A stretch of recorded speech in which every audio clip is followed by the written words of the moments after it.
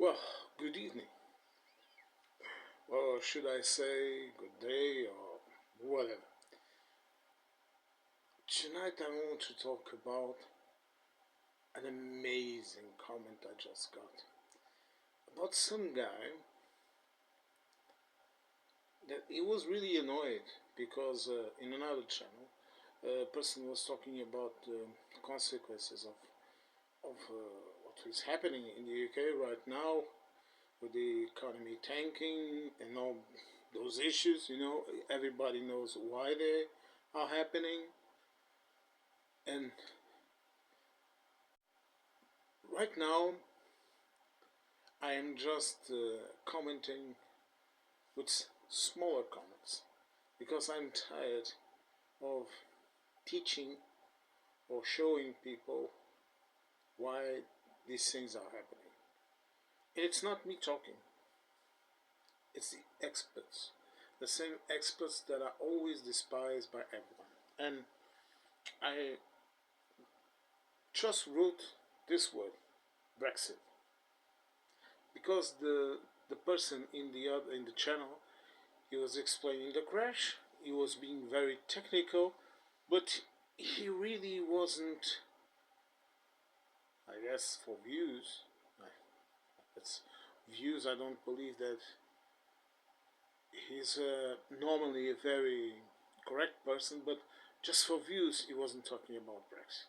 He was just talking about the market, this and the market that. And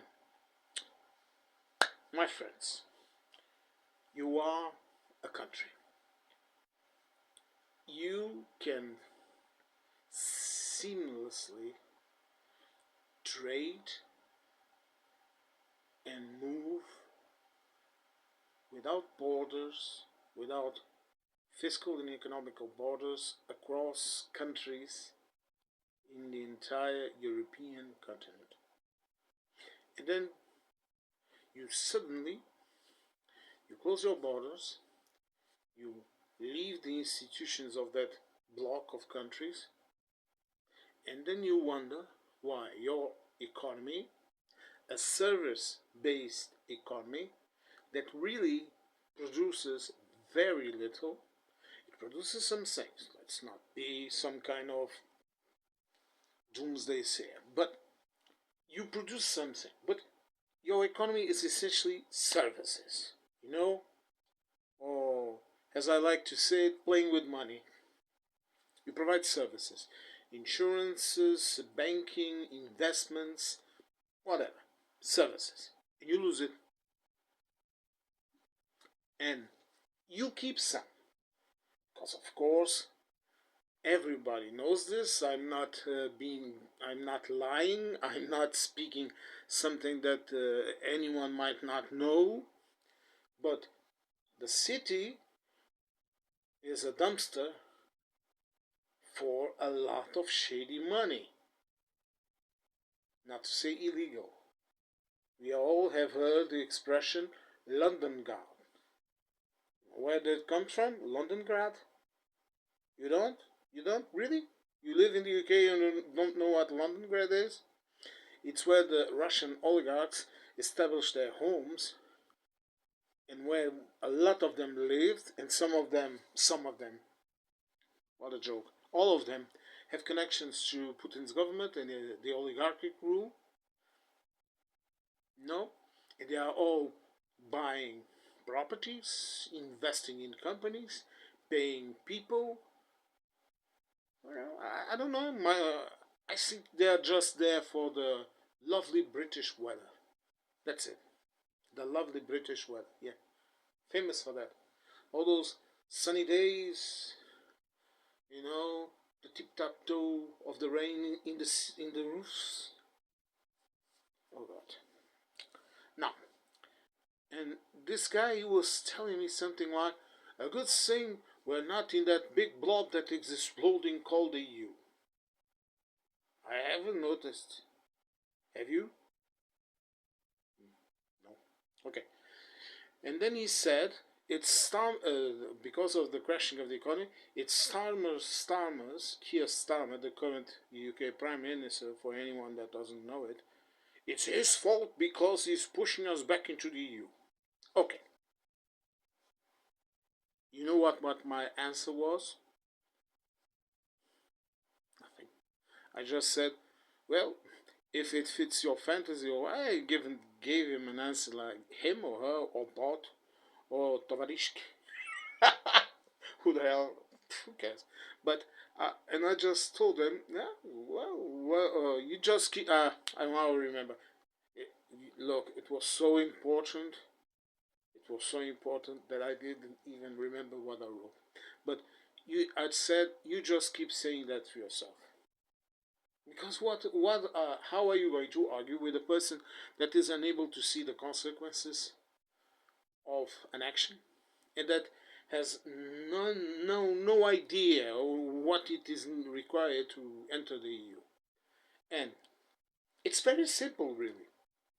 First of all, the UK needs to comply with the TCA, the Trading Cooperation Agreement, that gives the UK a lot of things if it is properly applied, meaning the UK does its part, because the EU is doing its part. Day one, each and every country in the EU was ready to do it, and what did you remember what Marx said? Oh no, we are going to have to postpone the checks because it's very damaging to the UK's economy and blah blah blah. Of course it is damaging. But you need to impose those borders in order to have some control. But how you impose those borders, that's another question. Because tomorrow, if the UK just passes a law and says this, from now on, the products produced in the UK will have to comply with European rules of origin and all of that, so that we can trade freely with the EU. And then they would go to the EU and say, look, we're doing this in order to reduce the friction between our markets. We understand it's your market, because it is. And this is something people cannot understand, the power between both groups, you know? And we understand that, but we are ready for complying with the rules of origin. You will help us to create the checks. We'll create, for example, a check that would be performed both by British and EU authorities. Simple enough. It's not complicated. And you would find that the EU would be willing to accept that. Why? Because, number one, it does not damage us at all. Number two, it's within the reach of the TCA in this regard. Okay? And number three, everyone wins. But keep on going with this talk about wanting a Norway style deal or wanting a Switzerland style deal or simply rejoin, whatever that means, because in terms of law, and I will explain this afterwards because it's very complicated. I'll make perhaps a separate video to explain it. But you cannot return to a previous situation that has ended legally. Okay? Simple as that. Just to end this part of the reasoning. But they keep talking about this stupidity and saying that Starmer is doing this and Starmer is doing that and Starmer is doing jack shit. What he is doing right now, he is doing something because he has an orange blob across the ocean, and he knows, and he's being very loyal to Ukraine. He's standing by with them, just like us, and for that you have to praise him. But you just listen to the media in your country that is non-existent. You have no journalists, you have no media, you have mouthpieces of lobbyist groups. Technically, what you have in the UK, it's not news. Simple as that. It's not news. It's not journalism. There is, don't tell me Ofcom watches this and watches that. Ofcom is like a drunk policeman trying to direct traffic in the middle of Calcutta. you know. So I would just like to ask you something, Brexiters. Shut up with this part of your talk and return to your comfortable sovereignty idea. Where you are all sovereigns to fuck off. Okay? And I will keep telling you the same thing. The root of your problems is Brexit. It's like a fucking bull in a pottery shop running around breaking everything, and you are saying, "Oh my god, the pots are broken. What is happening with our pottery?" And you are like, "Oh, I know what it is. It's those damn immigrants running around the shop, and not the fucking bull that is crushing everything and crushing your economy." You are fools. And if you don't like it, too bad. I am not doing this for the money, my friends. What I'm telling you is honest. Take it, leave it, who cares?